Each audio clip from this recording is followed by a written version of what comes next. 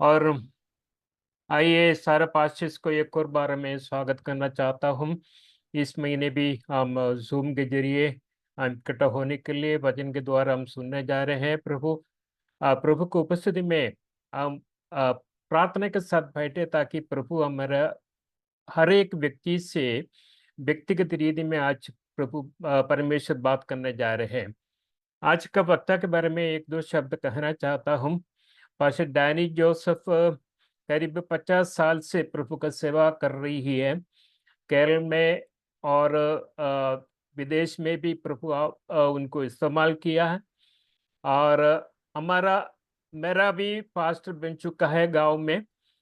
अभी हम उनका जिस संस्था में वो भाग है वहाँ का कानून के अनुसार 65 साल के बाद वो रिटायर होना है, इसलिए आज अभी पास्टरल मिनिस्ट्री से रिटायर हुआ है, लेकिन जनरल मिनिस्ट्री के रूप में मिनिस्टर के रूप में वो प्रभु उनको इस्तेमाल कर रहे हैं।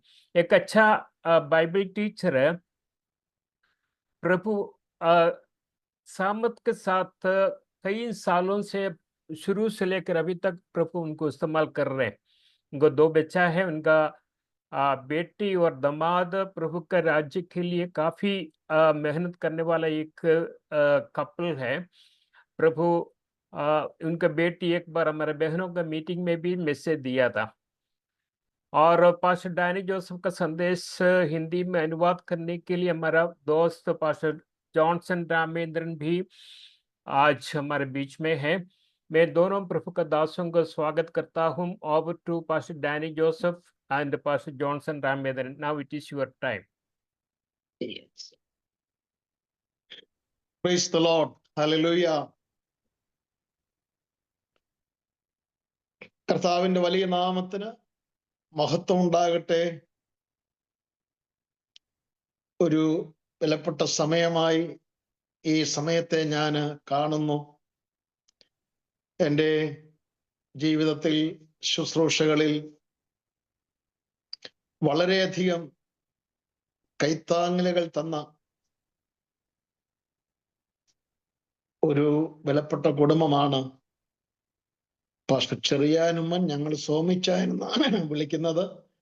സോമിച്ചായനും കുടുംബവും വടക്കേ ഇന്ത്യയുടെ പ്രദേശങ്ങളിൽ കർത്താവ് ഇത്രയും അനുഗ്രഹിക്കപ്പെട്ട നിലയിൽ ദൈവദാസനെ ഉപയോഗിക്കുന്നതിനായി ദൈവത്തെ സ്തുതിക്കുന്നു.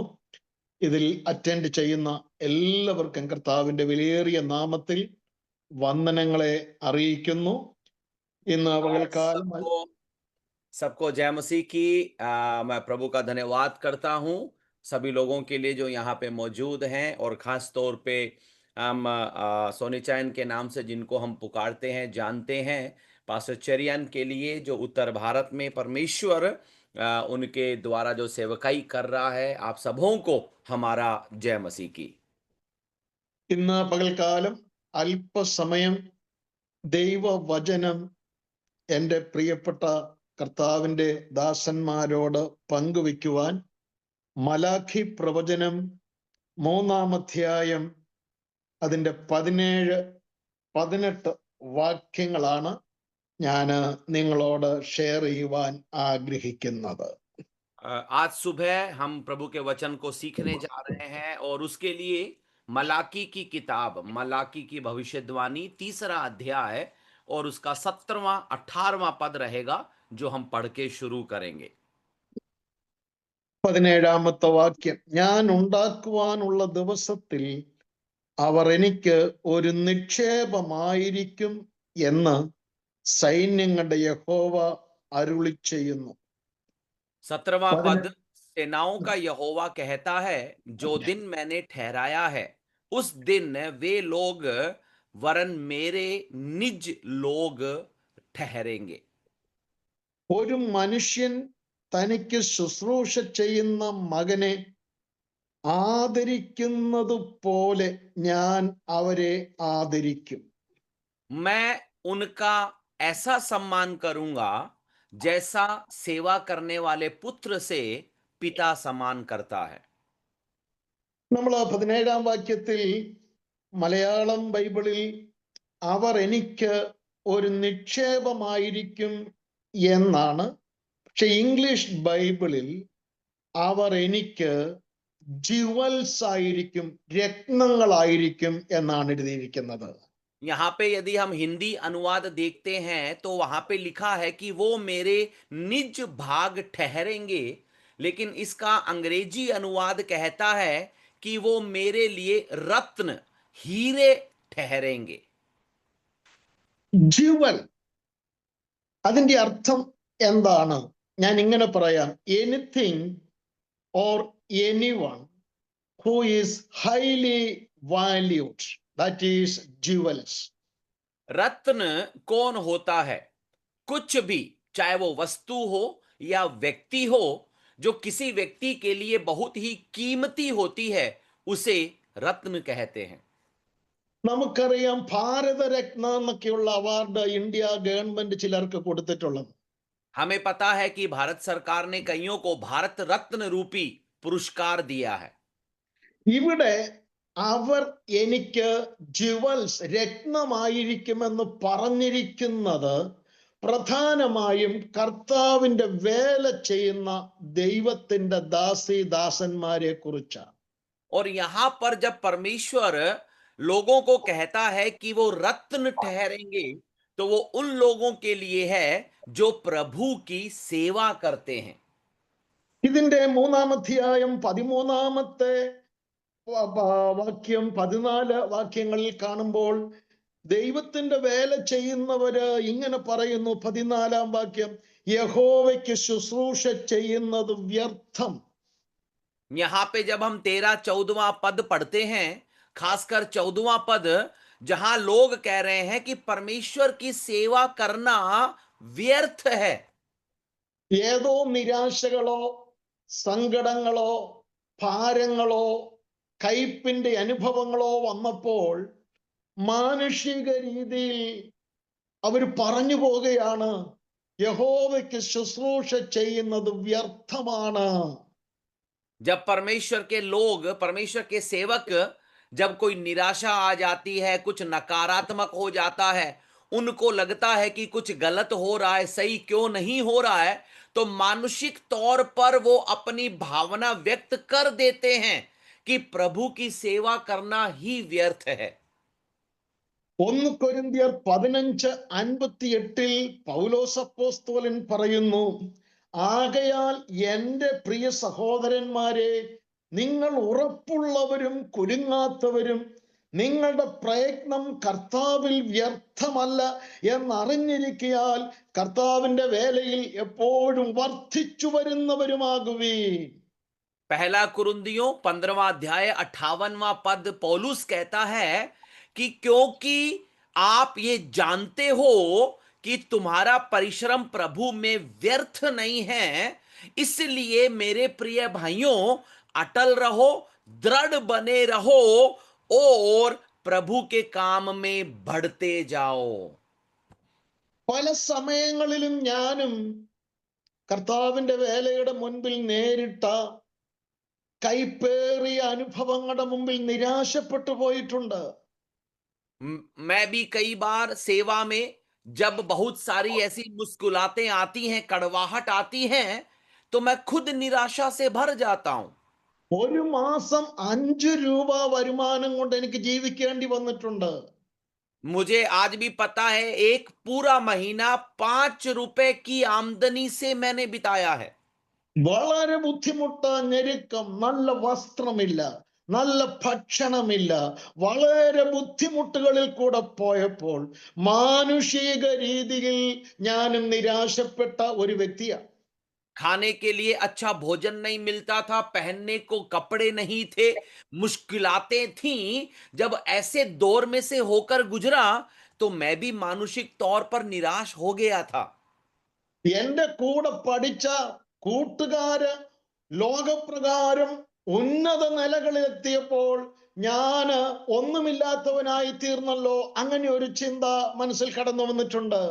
मेरे साथ में पढ़ने लिखने वाले जो जो मेरे दोस्त हैं, जब वो संसारिक तरीकों में ऊंची ऊंची कुर्सियों पर और पदों पर पहुंच गए, तो कई बार मैंने सोचा है कि मेरे साथ में या फिर मैं ऐसी हालत में क्यों हूं.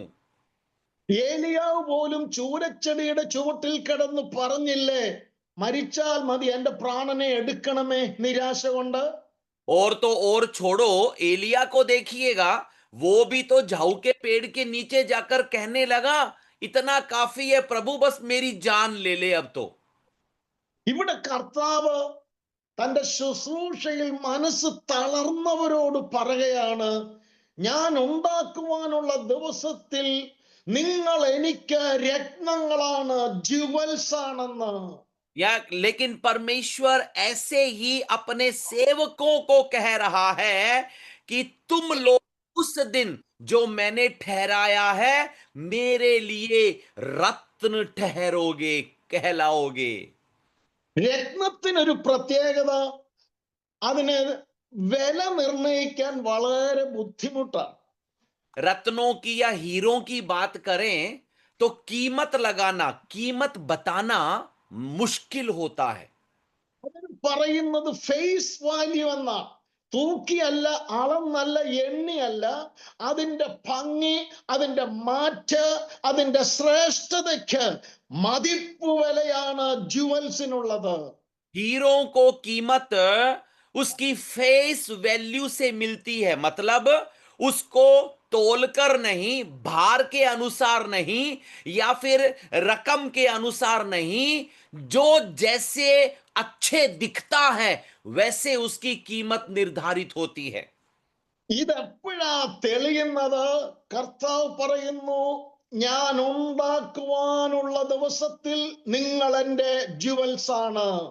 और ये वास्तव में कब इसका चेहरा, इसका फेस और चमकता है? प्रभु कहता है, उस दिन जो मैंने ठहराया है। ഇനിയും ഒരു ദിവസം ദൈവം ഉണ്ടാക്കാൻ പോകുന്നു.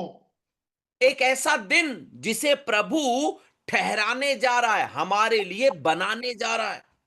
ഉൽപ്പത്തി 1-ാം അധ്യായത്തിൽ 1-ാം ദിവസം, 2-ാം ദിവസം, 3-ാം ദിവസം, 4-ാം ദിവസം, 5-ാം ദിവസം, 6-ാം ദിവസം എന്നൊക്കെ പറഞ്ഞ് 7-ാം ദിവസം സൃഷ്ടി പൂർത്തീകരിച്ചിട്ട് ഇതാ മലാഖി പ്രവചനത്തിൽ ദൈവം പറയുന്നു, ഞാൻ ഇനി ഒരു ദിവസം കൂടെ ഉണ്ടാക്കാൻ പോകുകയാണ്. यहां पे देखिएगा, उत्पत्ति की किताब में पहला दिन, दूसरा दिन, तीसरा दिन, चौथा, पांचवा, छठा 6 दिन बनाकर 7वें दिन विश्राम करने के बाद अब मलाकी में कह रहा है कि मैं एक और दिन आपके लिए बनाने जा रहा हूं। ദിവസം ഏതാണെന്ന് നാം മനസ്സിലാക്കണം. हमें ये जानना है कि ये दिन कौन सा है। ദൈവത്തിന്റെ ദാസനായ പൗലോസ് തന്റെ വാക്കുകളിൽ ആ ദിവസം, ആ ദിവസം, ആ ദിവസം എന്ന് പറയുന്നുണ്ട്. पौलुस अपनी पत्रियों में कई जगह पर उस दिन, वो दिन, उस दिन नामक शब्दों का कई जगह पर उपयोग करता है। ഇത് 2 തിമോത്തിയോസ് 1-ാം അധ്യായം അതിന്റെ 12 മുതൽ ചില വാക്യങ്ങള്. पहला तिमुथियुस पहला अध्याय और उसके 6 से लेकर नीचे तक के पद। ഇനി അതിന്റെ 1-ാം അധ്യായം തന്നെ അതിന്റെ 18-ാമത്തെ വാക്യം. पहले अध्याय का 18वां पद देखिएगा। ഞാൻ പറഞ്ഞ വാക്ക് തെറ്റി, 2 തിമോത്തിയോസ് ആണ്. 2 തിമോത്തിയോസ് 1:12. दूसरा तिमुथियुस 1:12 ഇങ്ങനെ വായിക്കുന്നു, അത് നിമിത്തം തന്നെ ഞാൻ ഇതൊക്കെയും സഹിക്കുന്നു, ഞാൻ എങ്കിലും ലജ്ജിക്കുന്നില്ല. ഞാൻ ആരെ വിശ്വസിച്ചിരിക്കുന്നു എന്നറിയുന്നു, അവൻ എന്റെ ഉപനിധി ആ ദിവസം വരെ സൂക്ഷിപ്പാൻ ശക്തനെന്ന് ഉറച്ചുമിരിക്കുന്നു. 12वां पद कहता है, इस कारण मैं उन दुखों को भी उठाता हूं और लजाता नहीं हूं, क्योंकि उसे जिस पर मैंने विश्वास किया है मैं जानता हूं, मुझे निश्चय है कि वो मेरी धरोहर की उस दिन तक रखवाली कर सकता है। ഈ 2 തിമോത്തിയോസ് 1-ാം അധ്യായത്തിന്റെ 18-ാമത്തെ വാക്യത്തിൽ പറയുന്നു, ആ ദിവസത്തിൽ കർത്താവിന്റെ പക്കൽ കരുണ കണ്ടെത്തുവാൻ കർത്താവ് അവന് സംഗതി വരുത്തട്ടെ.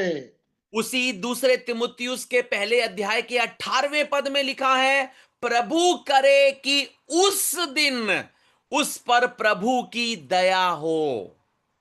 അതിന്റെ 4-ാം അധ്യായം 8-ാം വാക്യം ഇങ്ങനെ വായിക്കുന്നു, ഇനി നീതിയുടെ കിരീടം എനിക്കായി വെച്ചിരിക്കുന്നു, അത് നീതിയുള്ള ന്യായാധിപതിയായ കർത്താവ് ആ ദിവസത്തിൽ എനിക്ക് നൽകും.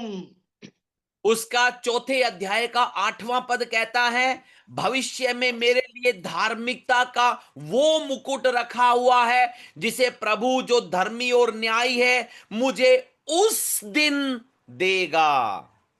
ഫിലിപ്പിയ ലേഖനത്തിൽ ആ ദിവസത്തിന് മറ്റൊരു പേര് പൗലോസ് കൊടുക്കുന്നു, ക്രിസ്തുവിന്റെ നാളെന്ന്. और फिलिपियों की पत्री में उस दिन नामक शब्द को पौलुस मसीह का दिन कहता है, प्रभु का दिन कहता है. ഫിലിപ്പിയ ലേഖനം 1-ാം അധ്യായം 4-ാം വാക്യം, फिलिपियों की पत्री पहला अध्याय और उसका चौथा पद, നിങ്ങളിൽ നല്ല പ്രവൃത്തി ആരംഭിച്ചവൻ യേശു ക്രിസ്തുവിന്റെ നാളോളം അതിനെ തികയ്ക്കുമെന്ന് ഉറപ്പായി വിശ്വസിച്ചുമിരിക്കുന്നു. और उसका 6वां पद कहता है कि मुझे इस बात का भरोसा है, जो अच्छा काम उसने आरंभ किया है वो यीशु मसीह के दिन तक पूरा करेगा. അതേ അധ്യായം 1-ന്റെ 9, 10, 11 വാക്യങ്ങളിൽ നിങ്ങളുടെ സ്നേഹം മേൽക്കുമേൽ പരിജ്ഞാനത്തിലും സകല വിവേകത്തിലും വർദ്ധിച്ചു വന്നിട്ട് നിങ്ങൾ ഭേദാഭേദങ്ങളെ വിവേചിപ്പാറാകണമെന്നും ക്രിസ്തുവിന്റെ നാളിലേക്ക് നിർമ്മലന്മാരും ഇടർച്ചയില്ലാത്തവരും ദൈവത്തിന്റെ മഹത്വത്തിനും പുകഴ്ചയ്ക്കുമായിട്ട് യേശു ക്രിസ്തുവിനാൽ നീതിഫലം നിറഞ്ഞവരുമായി തീരണം എന്നും ഞാൻ പ്രാർത്ഥിക്കുന്നു.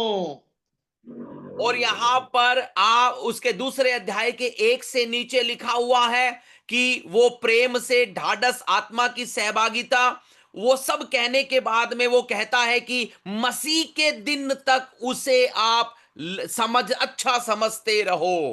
2-ാം അധ്യായം അതിന്റെ 16-ാമത്തെ വാക്യം, അങ്ങനെ ഞാൻ ഓടിയതും അധ്വാനിച്ചതും വെറുതെയായില്ല എന്ന് ക്രിസ്തുവിന്റെ നാളിൽ എനിക്ക് പ്രശംസയുണ്ടാകും. दूसरे अध्याय का 16वां पद वो कहता है कि जो मैंने किया वो कभी भी, मेरा दौड़ना, परिश्रम करना वो व्यर्थ नहीं हुआ, क्योंकि सब कुछ मसीह के दिन तक मुझे घमंड करने का कारण होगा. കർത്താവിന്റെ വേലയിൽ മനസ്സ് ക്ഷീണിച്ചോ തളർന്നോ പോയിട്ടുണ്ടെങ്കിൽ ഇന്ന് പകൽക്കാലം കർത്താവിന്റെ ദിവസം എന്ന് പറയുന്ന ഒരു ദിവസമുണ്ട്. യേശു കർത്താവിന്റെ മടങ്ങി വരവാണെന്ന്. ആ ദിവസം എന്നെയും നിങ്ങളെയും ലോകം വിലയില്ലാത്തവരും കഴിവില്ലാത്തവരുമായി തള്ളിയാലും വേസ്റ്റായിട്ട് എണ്ണിയാലും ആ ദിവസം നിങ്ങൾ എന്റെ രത്നങ്ങളാണെന്ന് ദൈവത്തിന്റെ ആത്മാവ് നമ്മളോട് പറയുകയാണ്. आज सुबह सुनिएगा, बड़े ही ध्यान के साथ, आनंद के साथ स्वीकार करिएगा कि चाहे दुनिया हमें नकार दे, लोग इंकार कर दे, यहां उपहास अपवाद सहने लगे, तो भी प्रभु अपने दिन पर, यीशु मसीह के आगमन के दिन पर वो हमें रत्नों की तरह, हीरो की तरह सम्मान देने जा रहा है. Hallelujah, praise the Lord, praise the Lord. Hallelujah. രത്നങ്ങളെ കുറിച്ചൊന്ന് ശ്രദ്ധിച്ചാൽ ചില കാര്യങ്ങൾ നമുക്ക് മനസ്സിലാക്കുവാൻ സാധിക്കും. जब आप रत्नों की बात करते हैं तो कुछ खासियतें, विशेषताएं हम देख सकते हैं. നമ്മുടെ നാട്ടിൽ കല്ലും മണ്ണും ഒക്കെ ധാരാളമുണ്ട്, എവിടെ തിരിഞ്ഞാലുമുണ്ട്. പക്ഷെ എവിടെ തിരിഞ്ഞാലും രത്നങ്ങൾ അങ്ങനെ കാണാറില്ല. हमारे गांव में गलियों में निकल जाएं तो हर जगह हमको मिट्टी, कण, पत्थर आसानी से मिल जाएंगे, हर जगह बिखरे रहते हैं, लेकिन रत्न हर जगह बिखरे नहीं रहते हैं. ഇന്ന് അനേകർ വിലയിരുത്തുന്നത് ആൾക്കൂട്ടം എത്രയായിരുന്നു എന്ന് നോക്കിയാണ്. ഒരു ദൈവദാസൻ ഒരിക്കൽ പറഞ്ഞ വാക്ക് ഞാൻ ഓർക്കുന്നുണ്ട്, ആള് കൂടുന്നതിൻ്റെ അകത്ത് ഒരു കാര്യവുമില്ല. ജംഗ്ഷനിലേക്ക് ഇറങ്ങി അയ്യോ എന്നൊന്ന് അലറിക്ക് ആളവിടെ കൂടും. यहाँ पर आजकल लोग महत्व देते हैं, भीड़ के इकट्ठे होने को ज्यादा महत्व देते हैं। मुझे आज भी याद है, एक पासवान ने कहा था कि आप यूं ही बाजार में चले जाओ, भीड़ तो ऐसे ही इकट्ठे हो जाएगी, आपको पता है क्या करना है। अरे मेरे साथ क्या हो गया, लोग अपने आप खड़े हो जाएंगे, इकट्ठे हो जाएंगे। Like jewels, we are very few and rare. നാം കർത്താവിന്റെ വേലക്കാര് മറ്റുള്ള ജനങ്ങളുടെ സംഖ്യ വെച്ച് നോക്കുമ്പോൾ ഇത് ചുരുക്കമാണ്, റയറാണ്. सुनिएगा, हम रत्न हैं, इसका मतलब पता है क्या है? हम कम हैं, हम अल्पसंख्यक हैं, लेकिन हम बिरले हैं, हम कीमती हैं। ലൂക്കോസിന്റെ സുവിശേഷം 13-ാം അധ്യായം 23, 24 വാക്യങ്ങള്. അപ്പോൾ ഒരുത്തൻ അവനോട്, കർത്താവേ, രക്ഷിക്കപ്പെടുന്നവർ ചുരുക്കമോ എന്ന് ചോദിച്ചതിന് അവനോട് പറഞ്ഞത്, ഇടുക്കുവാതിലൂടെ കടപ്പാൻ പോരാടുവിൻ, പലരും കടപ്പാൻ നോക്കും, കഴിയുകയില്ലതാനും എന്ന് ഞാൻ നിങ്ങളോട് പറയുന്നു. लूका का सुसमाचार 13वां अध्याय 23 और 24वां पद कहता है कि उन्होंने पूछा, हे प्रभु, क्या उद्धार पाने वाले बहुत कम हैं? तो उसने कहा, सकेत द्वार से प्रवेश करने का यत्न करो, क्योंकि बहुत से प्रवेश करना चाहेंगे लेकिन नहीं कर पाएंगे। ആൾക്കൂട്ടത്തിന്റെ പെരുപ്പം കൊണ്ടല്ല നമ്മുടെ വില നിശ്ചയിക്കുന്നത്. ഒറ്റയ്ക്കാണെങ്കിലും ഒരു പക്ഷേ ഒരു ഗ്രാമത്തിൽ, ഒരു വില്ലേജിൽ, ഒരു ഭവനത്തിൽ കർത്താവിന്റെ വേലയ്ക്ക് ഒറ്റയ്ക്ക് ഉള്ളുവെങ്കിലും ഇന്ന് പകൽക്കാലം ഓർപ്പിക്കട്ടെ, കർത്താവ് ഒന്നേ ഉള്ളുവല്ലോ എന്ന് പറഞ്ഞ് തള്ളുകയല്ല, അതിനെ രത്നമായിട്ടാണ് കർത്താവ് അംഗീകരിച്ചിരിക്കുന്നത്. सुनिएगा, हमारी कीमत भीड़ भड़ाके के आधार पर नहीं होती है। शायद घर वाले, गांव वाले, दूसरे वाले हमें अलग कर दे, अकेला कर दे, लेकिन हम प्रभु के सामने एक कीमती रत्न है, हम बिरले हैं और वो जरूर हमें सम्मान दिलवाएगा। രണ്ടാമതായി, like jewels, we are God's special creation. രത്നങ്ങൾ എന്ന് പറയുന്നത് ദൈവത്തിന്റെ സ്പെഷ്യൽ ക്രിയേഷൻ ആണ്. दूसरी बात, रत्न के तौर पर हम परमेश्वर की विशिष्ट कृति है, मतलब विशेष तरीके से बनाए गए लोग हैं। ഒറിജിനലായ ജെനുയിൻ ആയിരിക്കുന്ന ജുവൽ ഒരു മനുഷ്യനും ഒരു കെമിസ്റ്റിനും തന്റെ ലാബിൽ ഉണ്ടാക്കാൻ കഴിയത്തില്ല. जो असली हीरे होते हैं उनको कोई भी व्यक्ति अपनी प्रयोगशाला में या अपने जगह पर खुद नहीं बना सकता है। കാരണം only God can create genuine jewels. असली रत्न केवल परमेश्वर ही बना सकता है। യോഹന്നാന്റെ സുവിശേഷം 1-ാം അധ്യായം 13-ാമത്തെ വാക്യത്തിൽ ഇങ്ങനെ നാം വായിക്കുന്നു. യോഹന്നാൻ 1:13, അവ രക്തത്തിൽ നിന്നല്ല, ജഡത്തിന്റെ ഇഷ്ടത്താലല്ല, പുരുഷന്റെ ഇഷ്ടത്താലുമല്ല, ദൈവത്തിൽ നിന്നത്രേ ജനിച്ചത്. यूहन्ना का सुसमाचार 1 अध्याय और 13वां पद कहता है कि वे लहू से नहीं, शरीर से नहीं, मनुष्य की इच्छा से भी नहीं, परंतु परमेश्वर से पैदा हुए हैं। രക്തത്താലും പുരുഷന്റെ ഇഷ്ടത്താലും ജനിച്ച അനേകരുണ്ട്. ഭാരതത്തിൽ തന്നെ എത്ര കോടികളുണ്ട്. പക്ഷെ രത്നമെന്ന് ദൈവം അംഗീകരിച്ച, വീണ്ടും ജനനം പ്രാപിച്ച കർത്താവിന്റെ വേലയിലായിരിക്കുന്നവർ ചുരുക്കമാണ്. അവരെ ദൈവമാണ് ഉളവാക്കിയത്. सुनिएगा, चाहे लोग खुद की कीमत लहू से लेते होंगे, शरीर से लेते होंगे, ऐसे जन्मने वाले बहुत सारे हैं, लेकिन जिन को परमेश्वर ने रत्न के तौर पर चुना है, उनको उसने खुद से जन्म दिया है, खुद उत्पन्न किया है। എഫേസ്യ ലേഖനം 2-ാം അധ്യായം 10-ാമത്തെ വാക്യത്തിൽ ഇങ്ങനെ നമുക്ക് വായിപ്പാൻ കഴിയുന്നു. എഫേസ്യർ 2:10, നാം അവന്റെ കൈപ്പണിയായി സൽപ്രവർത്തികൾക്കായിട്ട് ക്രിസ്തു യേശുവിൽ സൃഷ്ടിക്കപ്പെട്ടവരാകുന്നു. ക്രിസ്തു യേശുവിൽ സൃഷ്ടിക്കപ്പെട്ടവരാണ് ഞാനും നിങ്ങളും. इफिसियों की पत्री 2 अध्याय और 10वां पद, क्योंकि हम उसके बनाए हुए हैं कि मसीह यीशु में भले कामों के लिए सृजे गए हैं. ആദമിനെ ദൈവം സൃഷ്ടിച്ചു, ക്രിയേറ്റഡ്. പക്ഷേ ഉൽപ്പത്തി 5-ാം അധ്യായം മുതൽ പിന്നെ കാണുന്നത് ജനറേഷൻ എന്നാണ്. ജഡപ്രകാരം ആദമിലും അതുപോലെ പുരുഷന്റെയും സ്ത്രീയുടെയും ഇച്ഛയാൽ ജനിക്കുന്നവരെല്ലാം ജനറേഷൻ ആണ്, തലമുറയാണ്. പക്ഷെ വീണ്ടും ജനിച്ചവർ ന്യൂ ക്രിയേഷൻ ആണ്, ഒരു തലമുറയുടെ ഭാഗമായിട്ടല്ല. ദൈവത്തിന്റെ നേരിട്ടുള്ള പ്രത്യേകമായ സൃഷ്ടിയാണ് വീണ്ടും ജനനം പ്രാപിച്ച ദൈവ മക്കൾ എന്ന് പറയുന്നത്. सुनिएगा, आदम और हव्वा को परमेश्वर ने खुद बनाया था. उसके बाद में जितने भी जन्मे थे उनको जनरेशन बोलते हैं. जनों से निकले हुए लोग हैं, वो लोगों से बने हुए वंश है. वो वंशों के आधार पर बने हैं. लेकिन परमेश्वर ने जिसे बनाया है वो जनरेशन या पीढ़ी नहीं है, वो सृष्टि किए गए कृति हैं, सृष्टि हैं. യോഹന്നാന്റെ സുവിശേഷം 1-ാം അധ്യായം 40, അന്ത്രയോസ് ശിമോനെ യേശുവിന്റെ അടുക്കൽ കൊണ്ടുവന്നു.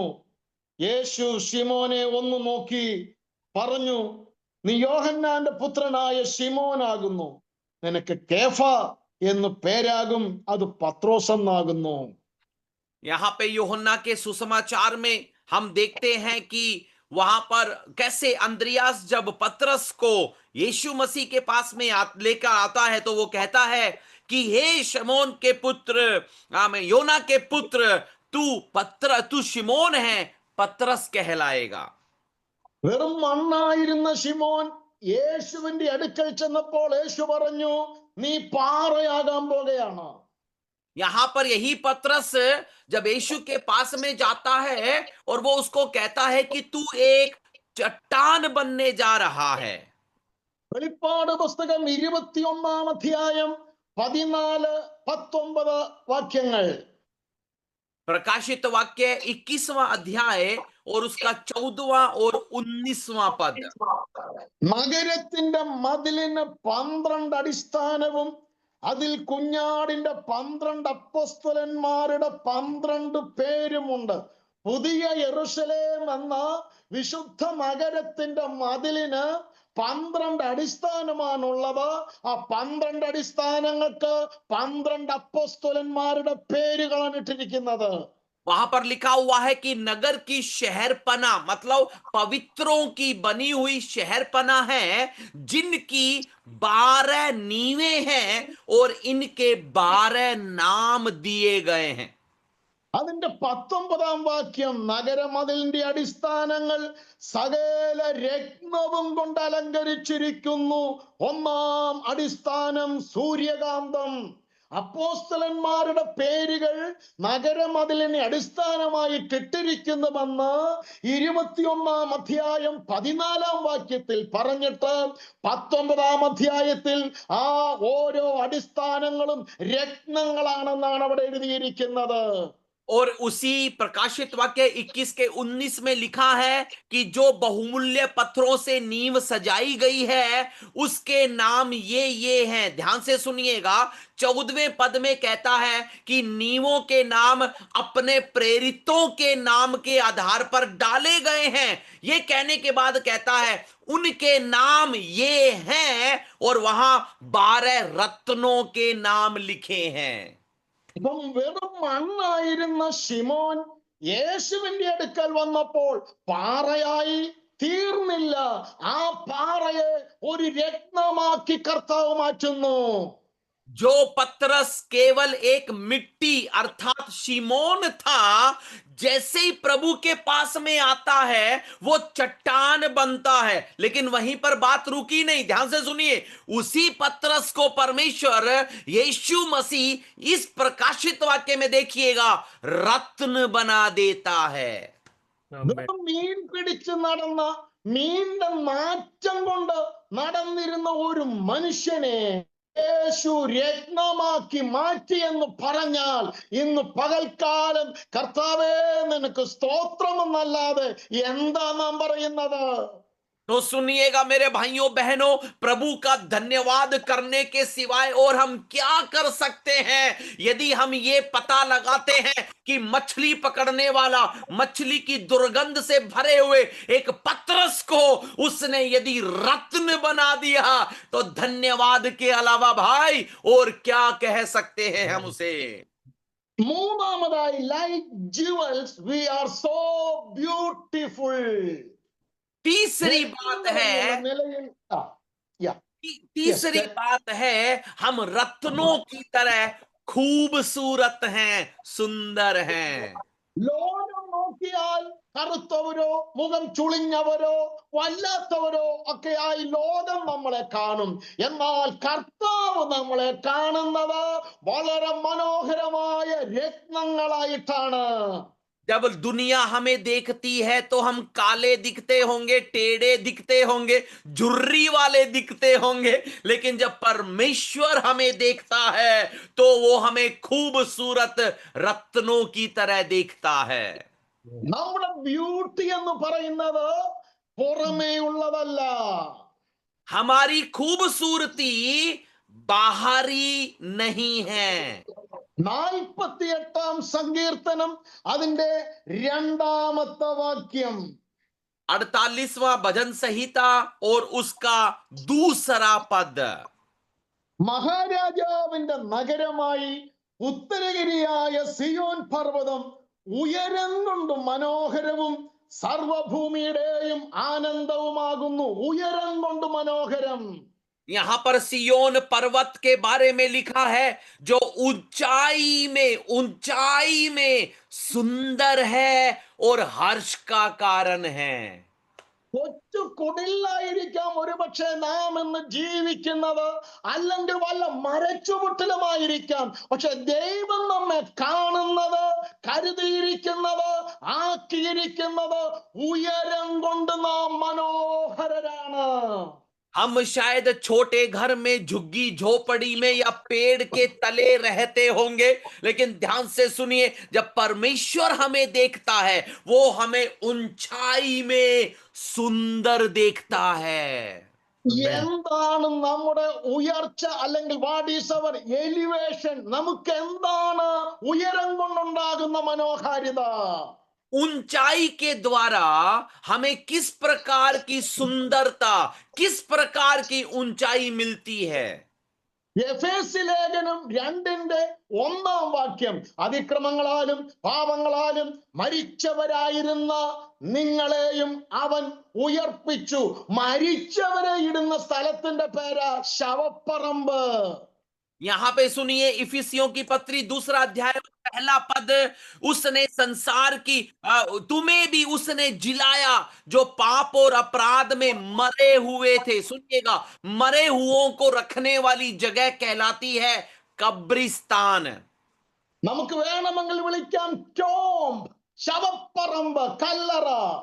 उसे हम टूम्ब कह सकते हैं, कब्र कह सकते हैं, कब्रिस्तान कह सकते हैं।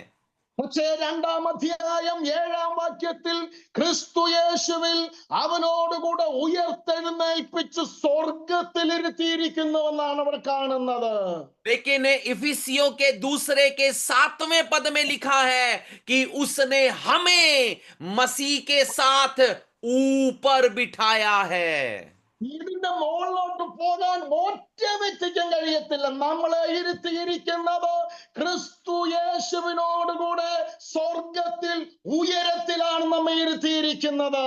सुनिएगा, वो कभी भी हमको गर्त में या नीचे धकेलने नहीं देगा, क्योंकि उसने हमें मसीह यीशु में स्वर्गीय स्थानों पर, ऊंचाई पर बिठा रखा है। നമുക്കറിയാം, വെള്ളച്ചാട്ടങ്ങൾക്ക് വളരെ ശക്തി ഉണ്ടാകാൻ കാരണം താഴ്വരയിൽ കൂടെ ഒഴുകുന്നത് പോലെയല്ല. ഏറ്റവും ഉയർന്ന സ്ഥലത്തു നിന്ന് താഴോട്ട് പതിക്കുമ്പോൾ അതിന് ശക്തി അങ്ങ് കൂടുകയാണ് ചെയ്യുന്നത്. आपको पता है, झरने जो होते हैं बहुत ही ताकतवर प्रवाह के साथ उतरते हैं। वो पता क्यों? तराई में जल बह रहे जल की भांति वो शांत नहीं होते हैं। वो ऊंचाई के कारण, ऊपर से आने के कारण ताकतवर होते हैं। ഏറ്റവും ഉയർന്ന നിലയിലേക്ക് ഉയർന്നാൽ മറ്റൊരു ഗുണമുണ്ട്. ലോകക്കാര് വലുതായി കാണുന്നതിനെ നാം ചെറുതായി കാണും. और ऊंचाई पर बैठे रहने का एक और फायदा सुनिएगा, जिसे दुनिया कहती है बड़ा है, हम उसको देखकर कहेंगे छोटा है, छोटा है। ഞാൻ ബോംബെയിലായിരുന്ന സമയത്ത് അവിടുത്തെ ഡബിൾ ഡക്കർ ബസ് കണ്ട് അത്ഭുതപ്പെട്ടിട്ടുണ്ട്. ഞാൻ ഉയരമാണ് ഇതിന്. मैं जब പക്ഷേ मुंबई या, मैं जब मुंबई में था तो मैंने वहां पर 2 मंजिला बस को देखा।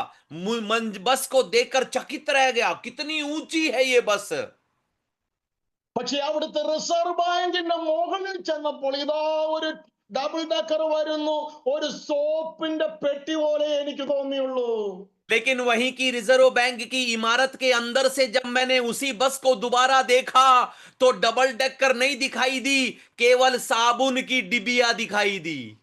യേശു ക്രിസ്തുവിലായിരിക്കുന്ന വ്യക്തിക്ക് ഈ ലോകത്തിന്റെ സ്ഥാനം, ഈ ലോകത്തിന്റെ അംഗീകാരം, ഈ ലോകത്തിലെ ധനം, ഈ ലോകത്തിന്റെ വസ്തു സകലവും പൗലോസിന്റെ വാക്കിൽ പറഞ്ഞാൽ ചപ്പാണ്, ചവറാണ്, വിലയില്ലാത്തതാണ്, ഏതുമില്ലാത്തതാണ്. കാരണം ഉയർന്നത് കൊണ്ടാണ്.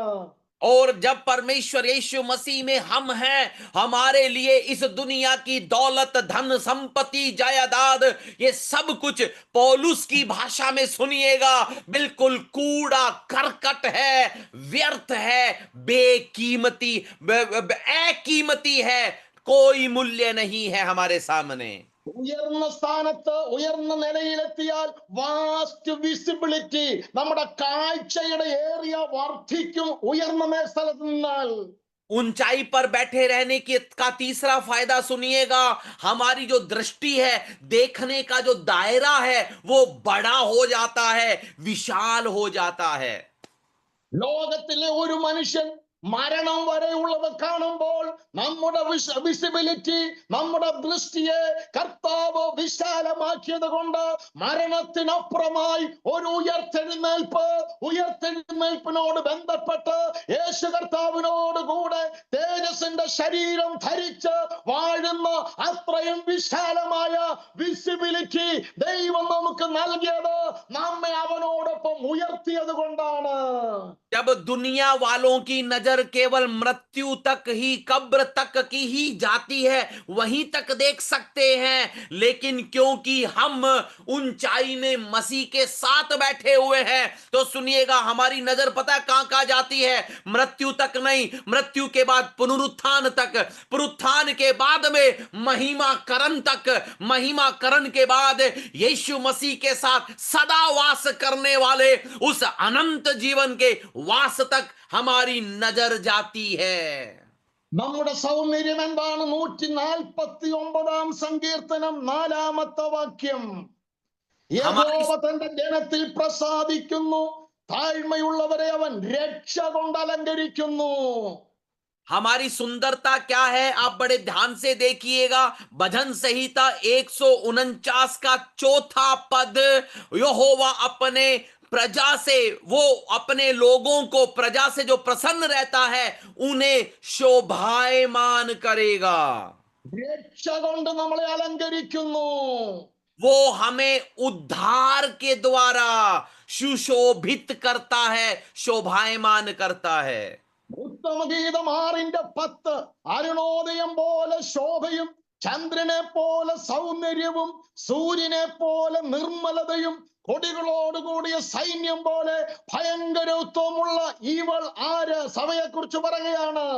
यहाँ पर श्रेष्ठ गीत 6:10 में कलीसिया के बारे में लिखा है, ये कौन है जिसकी शोभा भोर के समान है, सुंदरता में चंद्रमा, निर्मलता में सूरज और पताका के समान सेना तुल्य भयंकर, ये क्या कौन दिखाई पड़ रही है? നാലാമതായി, like jewels we are different. चौथा सुनिएगा, रत्नों के तौर पर हम अलग हैं, अलग किस्म के हैं. നമ്മുടെ ജീവിതം, നമ്മുടെ യാത്ര, നമ്മുടെ ലക്ഷ്യം, നമ്മുടെ നോട്ടം സാധാരണക്കാരൻ്റേത് പോലെയല്ല. അതിൽ നിന്നൊക്കെയും വ്യത്യസ്തമായ ഒരു കാഴ്ചപ്പാടാണ് ദൈവം നമുക്ക് നൽകിയിരിക്കുന്നത്. हम क्योंकि प्रभु के रत्न हैं, उसके चुने गए हैं, हमारी दृष्टि, हमारी चाल, हमारी जिंदगी, हमारे रवैये, ये सब कुछ दुनिया वालों से अलग हैं, विशेष हैं. സംഖ്യാപുസ്തകം 14:24 കാലേബിനെ കുറിച്ച് പറയുന്നു, അവൻ വേറൊരു സ്വഭാവമുള്ളവനാണെന്ന്. ഏത് പുസ്തകം പാസ്റ്റേ? സംഖ്യ, നമ്പേഴ്സ് 14:24. गिनती 14:24 में कालेब के बारे में लिखा हुआ है कि ये अलग है, विशेष है, उसमें अलग ही आत्मा वास करती है. നമ്പേഴ്സ് 23:9, സംഖ്യ 23:9, ഇതാ തനിച്ചു പാർക്കുന്ന ഒരു ജനം ജാതികളുടെ കൂട്ടത്തിൽ എണ്ണപ്പെടുന്നതുമില്ല. और गिनती 23 का 9, ये एक ऐसी जाति जो अकेली बसी रहेगी, अन्य जातियों में अलग गिनी नहीं जाएगी. ഇന്ന് അനേകർ ഓമ്പിനെ പോലെ നിറം മാറി മാറിക്കൊണ്ടിരിക്കും. आज कितने ही लोग हैं जो गिरगिट के समान अपना रंग बदलते रहते हैं. സ്ഥാനങ്ങളും സാഹചര്യങ്ങളും ചുറ്റുപാടുകളും വരുമ്പോൾ നാം നിറം മാറുന്ന കൂട്ടത്തിലാകരുത്. കാലേബിനെ പോലെ വേറെ ഒരു സ്വഭാവമുള്ളവനായി, വ്യത്യസ്തരായി, ദൈവമക്കളായി നിൽക്കുവാൻ നമുക്ക് കഴിയണം. और जब भी परिस्थितियां कैसी भी हमारे इर्द गिर्द आसपास क्यों न आ जाएं, हम बदलने वाले स्वभावों के लोग नहीं, कालेब की तरह एक अलग स्वभाव वाले, एक अलग ही उत्तम आत्मा वाले लोग बने रहें. അഞ്ചാമതായി, like jewels we are very costly. और ഞാനും നിങ്ങളും വിലയേറിയവരാണ്. നമ്മുടെ കോസ്റ്റ് ആർക്കും നിശ്ചയിക്കാൻ ഒക്കത്തില്ല. 5वीं बात सुनिएगा, रत्नों के तौर पर हम बेशकीमती हैं, बहुत ही महंगे हैं. अरे भाई, यहां का कोई भी आदमी हमारी कीमत नहीं आंक सकता है. യെശയ്യാ പ്രവചനം 43:4 വാക്യം. यशायाह नबी की किताब, उसका 43वां अध्याय और 4था पद. നീ എനിക്ക് വിലയേറിയവനും മാന്യനുമായി ഞാൻ നിന്നെ സ്നേഹിച്ചിരിക്കയാൽ നീ എനിക്ക് വിലയേറിയവനും മാന്യനുമാണ്. यहाँ पे 4थे पद में लिखा है कि तू मेरी दृष्टि में अनमोल और प्रतिष्ठित है. 1 പത്രോസ് 1:18. पहला पत्रस 1:18. അവിടെ ഇങ്ങനെ നാം വായിക്കുന്നു, വ്യർത്ഥവും പിതൃപാരമ്പര്യവുമായുള്ള നിങ്ങളുടെ നടപ്പിൽ നിന്ന് നിങ്ങളെ വീണ്ടെടുത്തിരിക്കുന്നത് പൊന്ന്, വെള്ളി മുതലായ അഴിഞ്ഞു പോകുന്ന വസ്തുക്കളെ കൊണ്ടല്ല, ക്രിസ്തുവെന്ന നിർദോഷവും നിഷ്കളങ്കവുമായ കുഞ്ഞാടിന്റെ വിലയേറിയ രക്തം കൊണ്ടത്രേ എന്ന് നിങ്ങൾ അറിയുന്നുവല്ലോ. और उसके पहले अध्याय के 18-19 में लिखा हुआ है कि बाप दादों से हमें मिले हुए चाल चलन से हमारा छुटकारा नाशमान चांदी सोने जैसी वस्तुओं से नहीं, परंतु निर्दोष और निष्कलंक मेमने के लहू के द्वारा हुआ है. എങ്ങനെയാണ് നമുക്ക് ഈ വിലയുണ്ടായത്? हमें ये कीमत कैसे मिली? സ്വർഗത്തിലെ ദൈവം പറയുന്നു, ഞാൻ നിന്നെ വിലയേറിയവനും മാന്യനുമായി സ്നേഹിച്ചിരിക്കുന്നു. यहाँ पे നമ്മെ स्वर्ग का വീണ്ടെടുക്കുവാൻ കൊടുത്തത് പൊന്നല്ല, വെള്ളിയല്ല, ക്രിസ്തുവിന്റെ വിലയേറിയ രക്തത്താലാണ് നമ്മെ വീണ്ടെടുത്തത്. അങ്ങനെയാണ് നമുക്ക് വിലയുണ്ടായത്. यहाँ पे स्वर्ग के पिता परमेश्वर ने जब कहा कि तू मेरे लिए अनमोल है, प्रतिष्ठित है, तो हम पता कैसे हुए? उसने अपने बेटे को हमारे लिए भेजकर अपने बेटे के लहू के द्वारा हमें खरीद कर अलग किया, इसलिए हम अनमोल बन गए।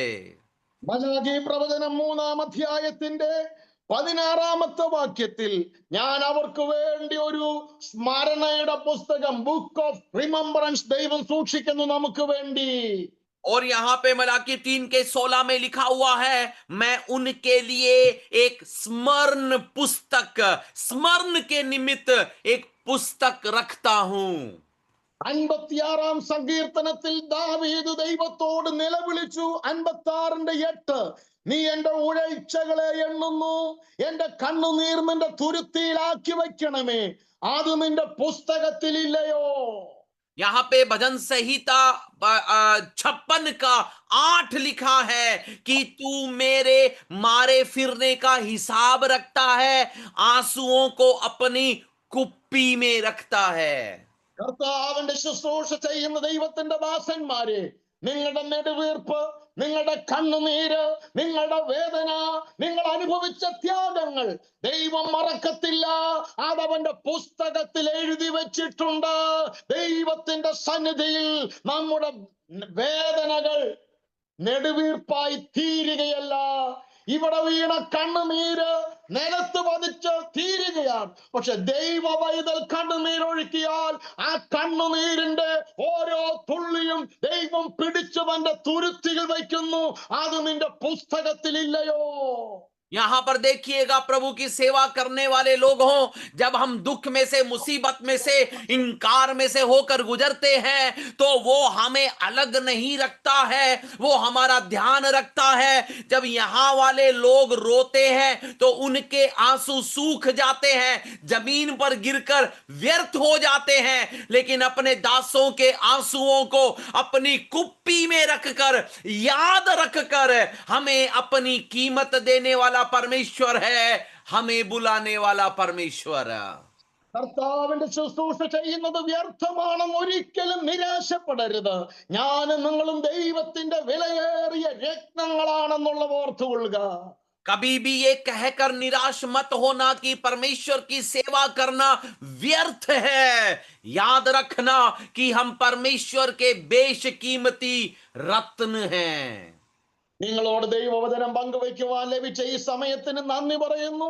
വളരെ മനോഹരമായി ട്രാൻസ്ലേറ്റ് ചെയ്ത കർത്താവിന്റെ ദാസൻ ജോൺസനോട് നന്ദി പറയുന്നു. അവസരം തന്ന പ്രിയ സോമിച്ചായനോട് നന്ദി പറയുന്നു. നിങ്ങളുടെ പ്രാർത്ഥനയിൽ എളിയവനെ കൂടെ ഓർക്കണമേ. നമ്മുടെ കർത്താവ് വേഗം വരുന്നു. ഒരുങ്ങാം, പ്രതീക്ഷയോടെ പ്രത്യാശയോടെ നിൽക്കാം. കർത്താവ് നമ്മെ സഹായിക്കുമാറാകട്ടെ. वचन बताने का सौभाग्य देने के लिए मैं परमेश्वर के दासों का धन्यवाद करता हूं। हमारा प्रभु जल्दी आ रहा है, आने तक हमें सुरक्षित रखे, हमें वो आशा प्रदान करता रहे। जय मसीह की।